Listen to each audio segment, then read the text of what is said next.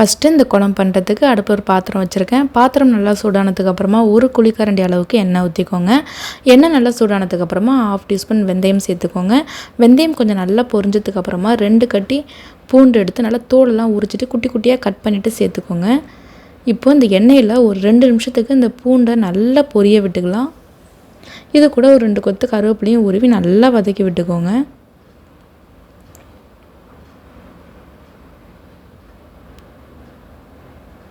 பாருங்கள், பூண்டு ஒரு 2 நிமிஷத்தில் நல்லா வதக்கி விட்டாச்சு. இப்போ இதில் நான் வந்து ஒரு 2 கைப்பிடி அளவுக்கு சின்ன வெங்காயத்தை எடுத்து நல்லா தோலெல்லாம் உரிச்சிட்டு நல்லா சாப் பண்ணிட்டு சேர்த்துருக்கேன். இது கூட கொஞ்சமாக உப்பும் சேர்த்துட்டு இந்த வெங்காயத்தை நல்லா வதக்கி விட்டுக்கோங்க. அந்த வெங்காயம் பூண்டு எல்லாமே நல்லா வதங்கி சுருண்டு வரணும், அந்த அளவுக்கு நல்லா வதக்கி விட்டுக்கோங்க. பாருங்கள், வெங்காயம் நல்லா வதங்கி வந்துருச்சு. நம்ம எந்த அளவுக்கு வெங்காயம் சேர்த்துருந்தோம் இப்போ எந்த அளவுக்கு இருக்குது பாருங்கள், அந்த அளவுக்கு வெங்காயத்தை நல்லா வதக்கி விட்டுக்கோங்க. அப்போ தான் குழம்பு நல்லா டேஸ்ட்டாக இருக்கும். இப்போ இதில் தக்காளி பழம் சேர்த்துக்கலாம். தக்காளி பார்த்தீங்கன்னா ஒரு 4 மீடியம் சைஸ் பழுத்த தக்காளி எடுத்து நல்லா கையிலே மசிச்சுட்டு சேர்த்துருக்கேன்.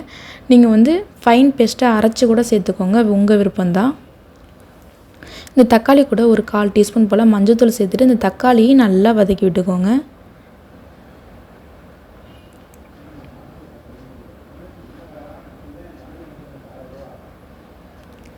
தக்காளி நல்லா வதக்கி விட்டாச்சு. இப்போ இதில் மசாலாத்தூள் சேர்த்துக்கலாம். மசாலாத்தூள் பார்த்திங்கன்னா வீட்டில் அரைச்ச குழம்பு மசாலாத்தூள் ஒரு 3 டேபிள் ஸ்பூன் அளவுக்கு சேர்த்துருக்கேன். இந்த குழம்பு ஒரு 6லேருந்து 7 பேர் தாராளமாக ஊற்றி சாப்பிட்லாங்க, அந்தளவுக்கு நான் குழம்பு வைக்கிறேன். உங்கள்கிட்ட இந்த குழம்பு மசாலாத்தூள் இல்லைன்னா நீங்கள் வந்து 1/2 டீஸ்பூன் வந்துட்டு வெறும் மிளகாய்த்தூளும் 3 டீஸ்பூன் வெறும் மல்லித்தூளும் ஒரு 1/4 டீஸ்பூன் போல் மஞ்சத்தூளும் சேர்த்துக்கோங்க. இந்த மசாலாத்தூளை வதக்கிறதுக்கு ஒரு 2 கிளாஸ் அளவுக்கு தண்ணி ஊற்றிட்டு இந்த மசாலாத்தூளோட பச்சை வாசனை போகிற வரைக்கும் கொஞ்சம் நல்லா வதக்கி விட்டுக்கோங்க. எந்த அளவுக்கு இந்த மசாலாத்தூள் சேர்த்து நல்லா வதக்குறோமோ அந்த அளவுக்கு குழம்புல எண்ணெய் பிரிஞ்சு வரும். அந்த மசாலாத்தூளோட பச்சை வாசனைலாம் இருக்காதுங்க, நல்லா டேஸ்ட்டாகவும் இருக்கும். பாருங்கள், ஒரு 2-3 நிமிஷத்துக்கு நான் நல்லா வதக்கி விட்டுட்டேன். இப்போ இதில் காய் சேர்த்துக்கலாம். காய் பார்த்திங்கன்னா கத்திரிக்காய், முருங்கைக்காய், உருளைக்கிழங்கு, மாங்காய் வந்து நம்ம கடைசியாக தான் சேர்க்க போகிறோம். ஸோ இப்போ வந்து கத்திரிக்காய், உருளைக்கிழங்கு, முருங்கைக்காய் இது 3 நான் சேர்த்துக்கிறேன். இந்த 3 காயும் போட்டு நீங்கள் காரக்குழம்பு வச்சிங்கன்னா அவ்வளோ டேஸ்ட்டாக இருக்கும். காய் சேர்த்து ஒரு 2-3 நிமிஷத்துக்கு நல்லா வதக்கி விட்டுக்கோங்க இந்த மசாலா கூட.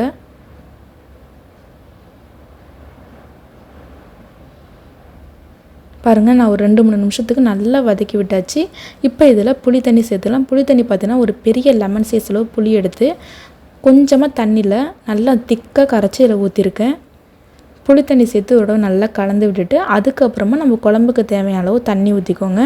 இந்த குழம்பு ரொம்பவும் தண்ணியாகவும் இருக்கக்கூடாது, ரொம்பவும் கெட்டியாகவும் இருக்கக்கூடாது, மீடியமாக இருக்கணும். இப்போ இந்த குழம்புக்கு தேவையான அளவு தண்ணி ஊற்றிக்கோங்க. தண்ணி சேர்த்து நல்லா கலந்து விட்டுக்கோங்க. ஆல்ரெடி வெங்காயம் வதங்கும்போது நம்ம உப்பு சேர்த்துருக்கோம். ஸோ உப்பு செக் பண்ணிவிட்டு அதுக்கப்புறமா நீங்கள் வந்து உப்பு சேர்த்துக்கோங்க. இப்போ நான் வந்து கொஞ்சமாக உப்பு சேர்த்துக்கிறேன். உப்பு சேர்த்து நல்லா கலந்து விட்டுட்டு இப்போ இந்த குழம்பு ஒரு 6லேருந்து 7 நிமிஷம் வரைக்கும் நல்லா கொதியட்டும். அடுப்பை வந்து மீடியம் ஃப்ளேம்லேயே வச்சுக்கோங்க.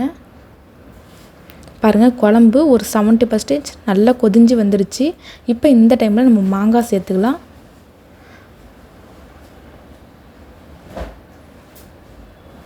மாங்காய் பார்த்திங்கன்னா நான் வந்து ஒரு ஒட்டு மாங்காவை நல்லா சின்ன சின்ன பீஸாக கட் பண்ணி ஒரு 5-6 பீஸ் அளவுக்கு நான் சேர்த்துருக்கேன்.